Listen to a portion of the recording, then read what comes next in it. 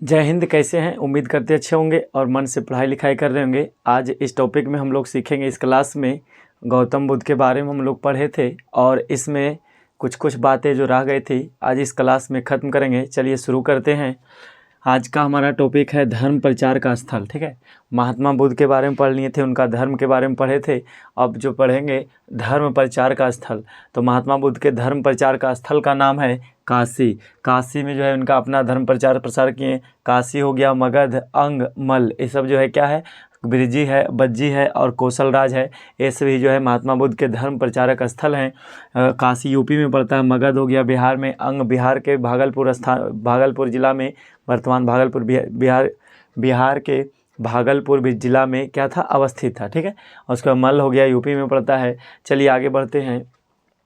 जीवन का अंत की बात करें तो महात्मा बुद्ध के जो जन्म जो है 563 ईस्वी पूर्व आएगा, यहाँ पर आएगा 483 ईस्वी पूर्व। ठीक है, 483 ईस्वी पूर्व इनका जन्म की बात करें तो 563 और यहाँ 400 कितना है, 83,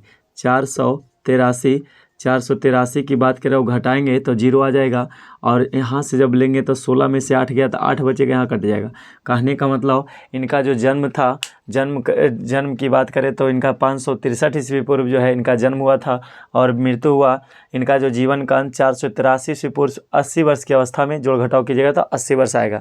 तो 80 वर्ष की आयु में इनका जो है मृत्यु हो गया। और मल महाजनपद की राजधानी कुशीनगर जो उत्तर प्रदेश में पड़ता है, और जो है दिन बैसाख पूर्णिमा का था। दिन बैसाख पूर्णिमा के दिन कसिया गांव में हिरण्यवती नदी के पास इनका क्या हुआ, मृत्यु हुआ। ठीक है, याद रखिएगा कि 483 ईस्वी पूर्व 80 वर्ष की अवस्था में महात्मा बुद्ध की क्या हुई, मृत्यु हुई।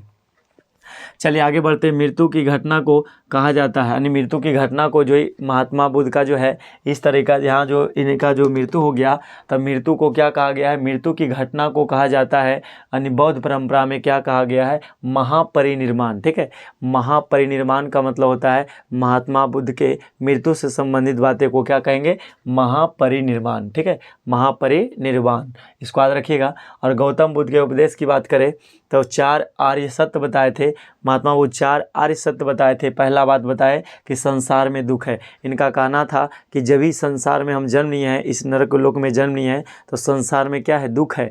और दूसरा बात बोले कि दुख का कोई ना कोई कारण है। और बोले कि तीसरा बात कि दुख का निदान भी है और निवारण भी है। ठीक है, यदि कोई दुख होगा आपको तो उसका निदान और निवारण भी है। और दुख का निदान जो है अष्टांगिक मार्ग दिए, ये 8 अष्टांगिक मार्ग बताए कि जिसको आदमी पालन करके अपना दुखों से दूर हो सकता है। चलिए देखते हैं अष्टांगिक मार्ग क्या है। अष्टांगिक मार्ग का मतलब होता है 8 मार्ग बताए। ठीक है, लोगों को जो है ना जीवन सुलभ होने के लिए, दुखों से दूर रहने के लिए, चिंता से दूर रहने के लिए अष्टांगिक मार्ग दिए हैं। पहला बात बताए सम्यक दृष्टि। सम्यक दृष्टि का मतलब होता है वस्तुओं को उसके वास्तविक स्वरूप में देखना। ठीक है, यदि कोई वस्तु है उसको वास्तविक स्वरूप में देखना, यानी ज़्यादा बढ़ा चढ़ा कर नहीं, कुछ बात जो है जो ढंग सा उसको समझते हुए चलना है। तो सम्यक दृष्टि यानी देखने का जो नज़रिया है अच्छा होना चाहिए। और सम्यक संकल्प में बताएं, संकल्प में बताएं कि भौतिक सुखों के प्रति आकर्षण का त्याग होना चाहिए। जो व्यक्ति चाहते हैं कि हम दुखों से दूर रहें, उसके लिए दूसरा बात बताएं कि सम्यक संकल्प बताएं कि भौतिक सुख का मतलब हो गया, जैसे हम लोग को गर्मी लगता है पंखा चला लेते हैं। ठीक है, हल्का सा कुछ एहसास होता है, दिक्कत होता है, हर कुछ भी कर लेते, उपाय करते हैं।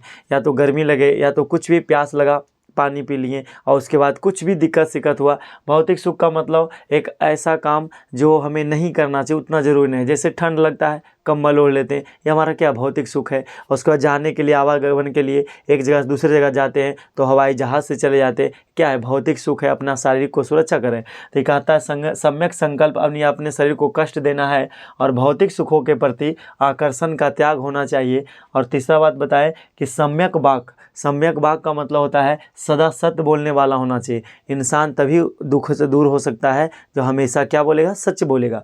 और सम्यक कर्म की बात बताएं कि सदा सत्कर्म करना चाहिए। मनुष्यों को दुखों से दूर रहने के लिए हमेशा सत्य कर्म को करना चाहिए। और सम्यक आजीविका का मतलब बताएं कि 5वां बात बताएं कि 5वां मार्ग है सम्यक आजीविका। मतलब सदाचार पूर्वक आजीविका का अर्जित करना, मतलब हुआ यदि हमें कुछ भोजन ग्रहण करना है या भोजन एकत्रित करना है या कुछ भी अन्न पानी जमा करना है तो उसके लिए यानी सदाचार का पालन करते हुए, ना तो चोरी नहीं करना है, ठीक है, ये सब बात जो है पालन करते हुए चलना है। सम्यक व्यायाम के बारे में बताएं कि नैतिक मानसिक व आध्यात्मिक रूप से, नैतिक मतलब नियम कानून के अनुरूप, और मानसिक मतलब दिमागी रूप से, और आध्यात्मिक का मतलब लोगों से जुड़ना है दिलों के प्रति।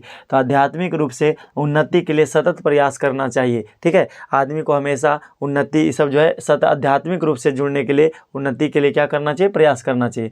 और 7वां मार्ग बताए कि सम्यक स्मृति में बताते हैं कि मिथ्या धारणाओं का परित्याग करें।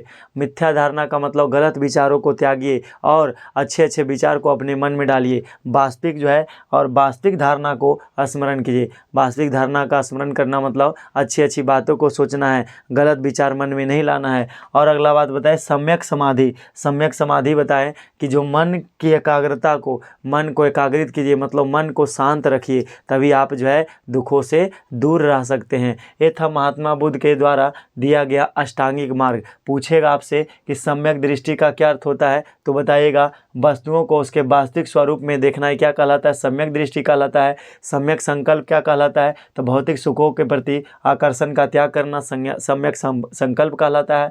और सम्यक वाक का मतलब होता है सदा सत्य बोलने वाला, वो क्या कहलाता है, सम्यक वाक कहलाता है। सम्यक कर्म का अर्थ होता है सदा सत्कर्म करना चाहिए। और सम्यक आजीविका का मतलब होता है सदाचार पूर्वक आजीविका अर्जित करना चाहिए, यानी चोरी नहीं करना चाहिए। और सम्यक व्यायाम नैतिक मानसिक व आध्यात्मिक रूप से उन्नति के लिए सतत प्रयास करते रहना चाहिए। और सम्यक स्मृति का मतलब मिथ्या धारणा मतलब गलत विचारों को त्यागना है और अच्छे विचारों को अपने अंदर ग्रहण करना है।